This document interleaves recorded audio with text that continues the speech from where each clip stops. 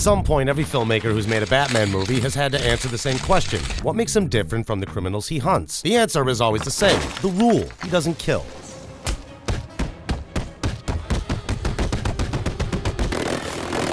Tim Burton's answer to that was to have Batman strap a bomb to a man's waist and throw him down a shaft. Zack Snyder's answer was to brand criminals so other prisoners would murder them instead. Is any of those versions right? Are they both wrong? The answer might surprise you. Really? But before we get there, it's worth being precise about what the rule is actually for. Because Batman doesn't kill sounds simple. It's not. And it wasn't always true. The first Batman story, Detective Comics number 27, 1939, has him knock a man into a vat of acid. He kept going for about a year, kicking people off roofs, shooting villains, hanging them from his Batcopter. What? That's awesome! Then a DC editor, Whitney Ellsworth, stepped in and told Bob Kane and Bill Finger to stop. According to Reddit, by Batman number 4, 1940, Batman is seen telling Robin they never kill with weapons of any kind. That was 86 years ago, so the rule didn't come from nowhere. Someone looked at what the character was doing and decided it was wrong for him. Not morally wrong in some abstract sense, wrong for what Batman was supposed to be. And the reason that decision has held for 86 years across comics, animated series, and film is that the writers who understood it realized something, but everyone else realized something differently. In Batman Begins, Rachel explains something to Bruce. He just watched Joe Chill, the man who shot his parents, get murdered before Bruce could confront him. And he tells Rachel his parents deserve justice. She tells him he's not talking about justice, he's talking about revenge. Bruce says, sometimes they're the same thing. She says, no, they're never the same, Bruce. Justice is about harmony, revenge is about you making yourself feel better. That's the first layer. The rule separates Batman from a man who's just working through his own pain. The second layer is dark. In Batman Under the Red Hood, Bruce explains why he won't kill the Joker, even after everything the Joker has done. It'd be too damned easy. All I've ever wanted to do is kill him. If I allow myself to go down into that place, I'll never come back. That's the function of the rule. It's there to protect Batman. The moment he crosses the line, he doesn't get to uncross it. He knows better than anyone what he's capable of. The rule is the one thing keeping him from finding out exactly how far that goes. Nolan built 3 films on it. Matt Reeves built 1. The animated series never questioned it for a second, because without it, Batman becomes a violent man with better equipment than the people he hurts. Also, he wears his underwear on the outside in some of them, and it's kind of weird. And also, the only thing that separates him from them is a line he drew for himself and refuses to move. Does that mean Tim Burton's Batmans are all wrong? Well, not entirely. Both of Tim Burton's Batman films have the same challenge. In Batman Returns, Batman pulls alongside a fire breather on the Batmobile, hits the exhaust jets, and burns the man alive. Ha ha, bitch. Later, he finds a strong man from Penguin's circus gang, straps a bomb to his waist, and leaves. In the 1989 film, he shoots a bola around the Joker's ankle. The other end wraps around a stone gargoyle, and it pulls him off the helicopter ladder thingy he's hanging onto. Batman's just casually watching, not like he could have done anything, aside from eat popcorn and laugh in his Batman voice. Ha ha ha. More than 20 kills across both films, depending on how you count them. If you're looking to fight over it, there are some great Reddit threads to argue with strangers, or even the comment sections of this video. Hint, hint. Love ya. Oh, and I think that Michael Keaton's Batman has a higher body count than Tim Burton's one. Probably even higher than most action heroes from that era, though I'm not sure. I'm too lazy to go and recount them, so correct me, please.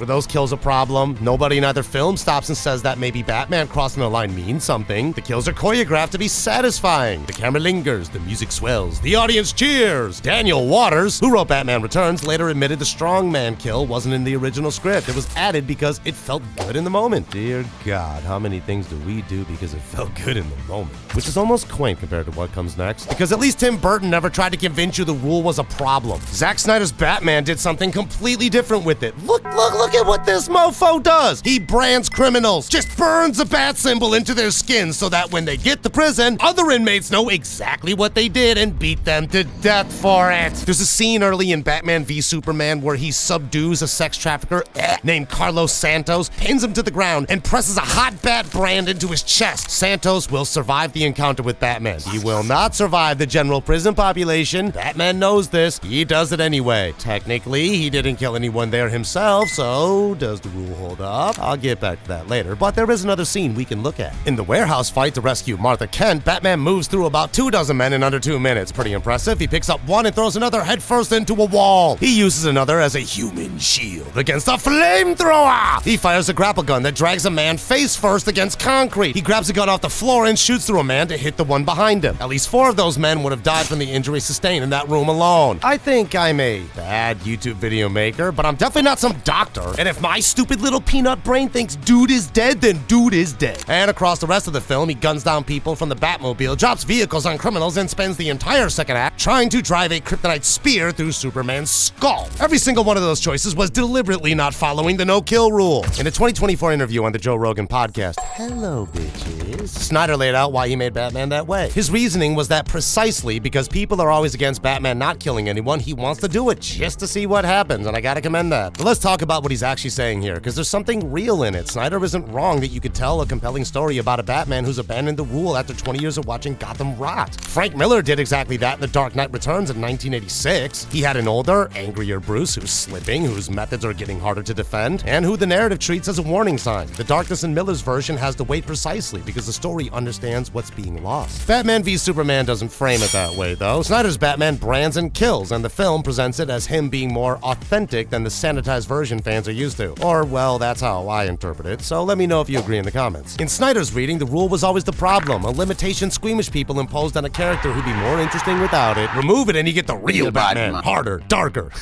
phrasing, more honest about what it actually takes to fight crime in a city like Gotham. Now here is my controversial take. He's wrong about that. But it takes 2 more films to show you exactly why. The first film is Batman Begins, where Christopher Nolan's Batman doesn't kill, but he finds the edge of that rule in the final act, and it's worth looking at what he did with it exactly. Ra's al Ghul is on a runaway train. Batman has already won the fight. Ra's is beaten, the plan is falling apart, Gordon is destroying the elevated track from the Batmobile so the train won't reach its target. Ra looks at Bruce and asks, You finally learned to do what is necessary. now Bruce says he won't kill him. That's his rule. But the next thing he says is that he also does not have to save him. He blows out the back of the train car, spreads his cape, and rises into the night. The train goes off the rails and explodes. Ra's dies. Now Batman didn't pull the trigger or kick him in the nuts. He made a decision not to act, knowing exactly what would happen if he didn't. There are forums full of people arguing about whether this counts as a kill. Nolan never resolved it cleanly, and that was the point. It's Batman finding a technicality in his own rule, saying the words, technically honoring the letter of them, and producing a dead body anyway. The rule held,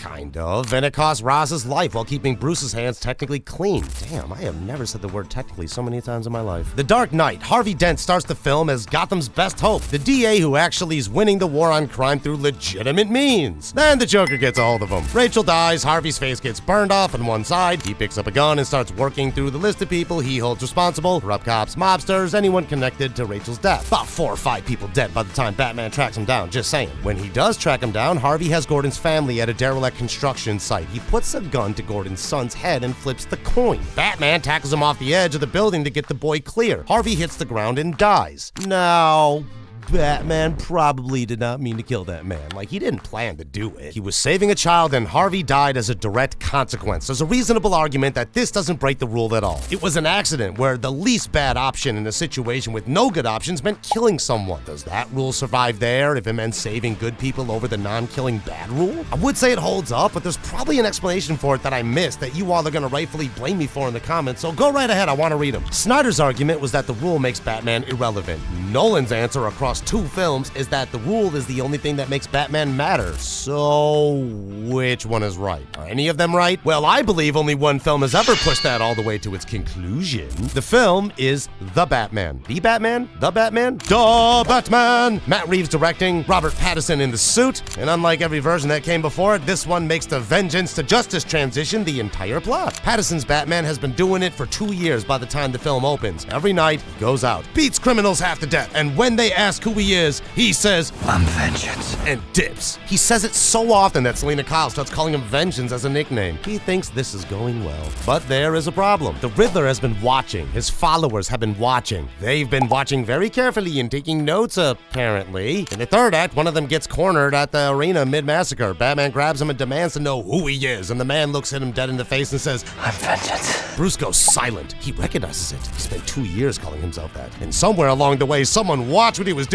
Masked man targeting Gotham's corrupt, operating outside the law, using fear as a weapon, and thought, yes, same thing I'm doing. Batman indirectly wrote a blueprint for crime and posted it every night for 24 months. No villain punched Bruce into this realization. He got there by watching his own philosophy come back at him from the wrong side of a rifle. The Riddler is exactly what Batman looked like to everyone watching from the outside, and the only difference between them, it turns out, is the rule. By the end of the film, the Riddler's plan has partially worked. He's flooded half of Gotham. The new mayor is alive, but the city decided he isn't, and Batman goes into the water. He wades into the chest-deep flood water in his full tactical armor, lights a red flare, holds it up so people can see where to go, and reaches his hand out to pull a boy out of the dark. Just Batman in a flood, holding the torch, which is not a sentence anyone expected to write about this franchise in 2022. Matt Reeves described the arc in an interview as moving Batman from somebody who is projecting vengeance to somebody who's letting people know that somewhere in all this darkness there's hope. The whole film is that sentence. It's just really sad it takes 3 hours to get there. And then the film ends with Barry Keoghan's Joker already in Arkham. Or it was a deleted scene, I don't really know. The Joker's already there, that's the whole point. And he's been there the whole film, actually. Batman visited him mid-investigation to pick his brain. The Joker called it almost our anniversary. He's a presence that's been watching Batman the entire time, waiting for him to figure out what he is. Remember Snyder saying the rule makes Batman irrelevant? The Joker and the Batman would find that hilarious. His entire existence in this film is built around the fact that Batman's rule is real, that there's a line, that it holds, that testing it means something. If Batman did not hold his no-kill rule, Joker wouldn't have been as iconic of a villain, which leads me to conclude merely for myself that the no-kill rule needs to hold up.